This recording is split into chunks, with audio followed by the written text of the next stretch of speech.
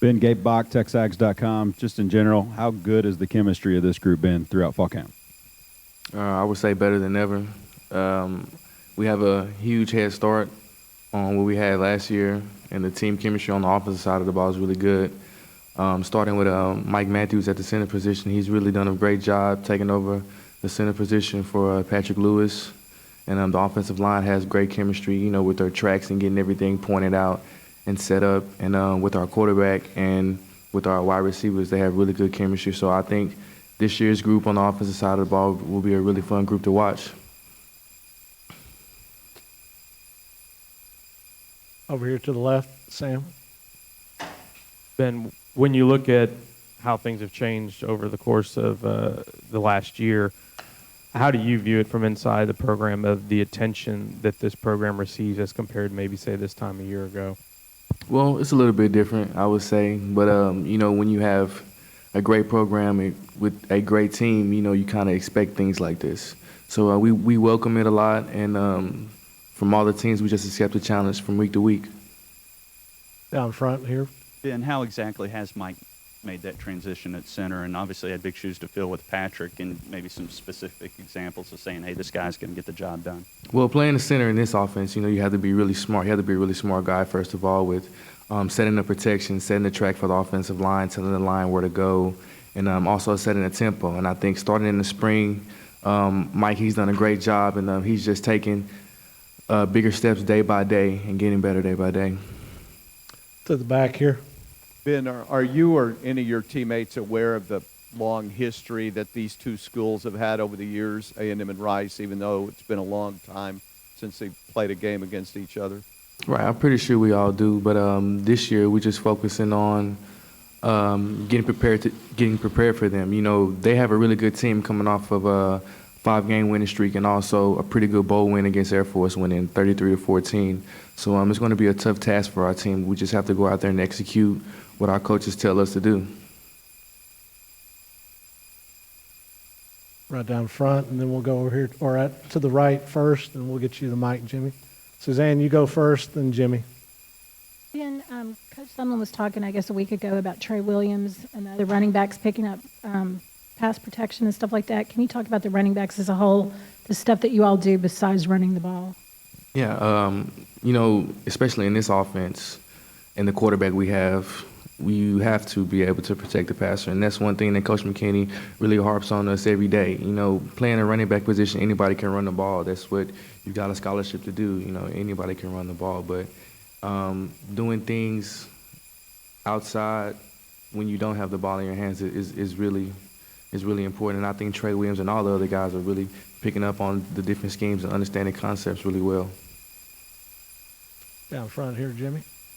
Then one thing Coach Sumlin made clear at the start of fall camp was he was really interested in scoping out the backup quarterback situation. It's kind of looks like Jokel and Kenny Hill are kind of emerging as the guys there. Can you just talk a little bit about those two and what you've seen from them as we get close to the season opener? Yeah, both of those guys have really done great things when they got their opportunities there at practice.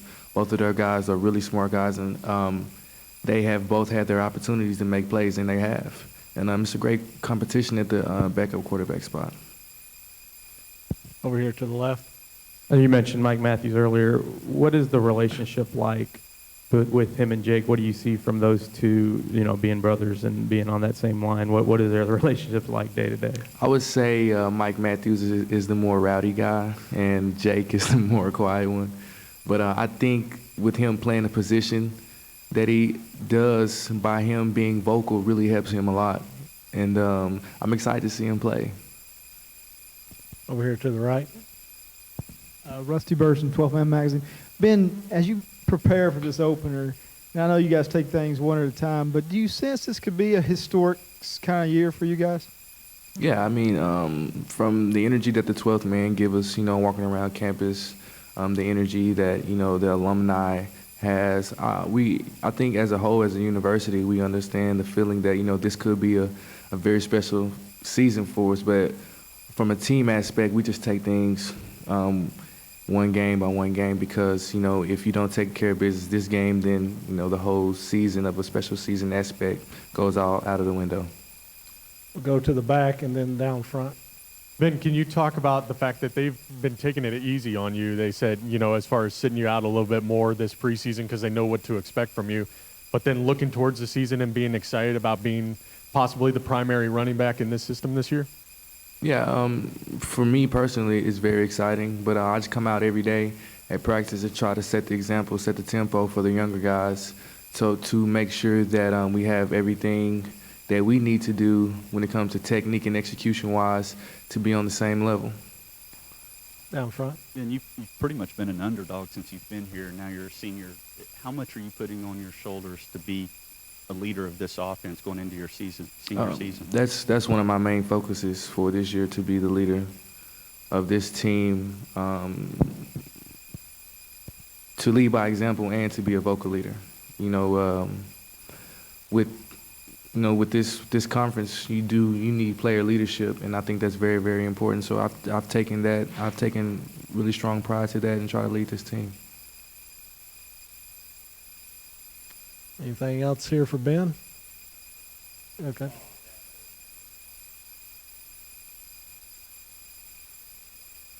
Yeah, the off-season workouts are very, very, very important to a team's overall success. You don't have I would say the leadership and the structure of the coaches, especially, Coach Sumlin and all the position coaches, to be on you every day. Player leadership, especially over the summer, can really lead your team to great things. And this summer, I think our leadership council that we really took pride in, and we really made it an issue to really be on the guys and make sure that every guy is being accountable for themselves. To the far right. Ben, specifically speaking about Trey Williams, where have you seen him grow, develop as a complete back, and where do you see him going as his career progresses? Well, Trey Williams is a tremendous talent. He has great speed. He's a very powerful runner for his size, and his maturity is one thing that I've been really excited about.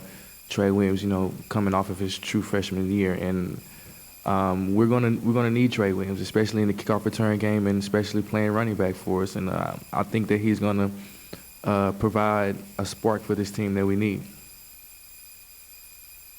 Okay, right here in the middle, Cease. Thanks for waiting. Getting back to summer, you talked about the leaders. Who are some of the younger leaders? Obviously, you look at the seniors, but who are some of the younger leaders from the summer? Yeah, we have two guys sitting over here within Julian Obiohai and Mike Matthews. I see those guys are coming into their sophomore season. Julian started all 13 games for us last year, and Mike got some pretty good snaps for us. He's going to be our starting center, and those two guys specifically were in workouts every single day, giving 100% effort and making sure that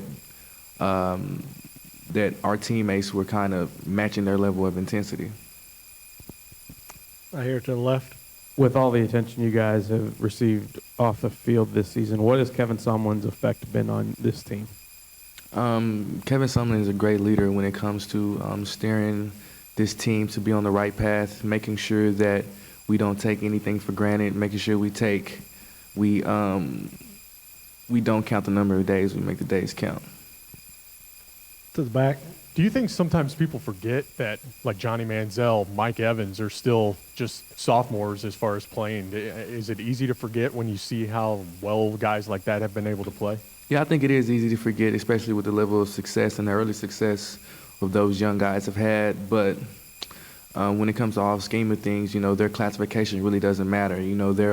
They're starters for our team, they're leaders for our team, and we need those guys to step up, including all of us, to help contribute for this team.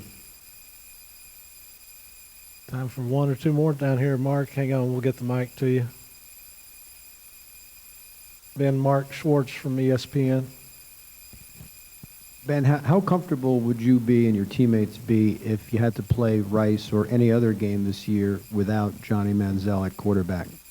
I think we will be really comfortable. That's something that we don't worry about as a team. We really go out there every day to prepare for our next opponent. Our next opponent is Rice, and we're going to play as if he is our starting quarterback. So that issue we really don't focus on as a team.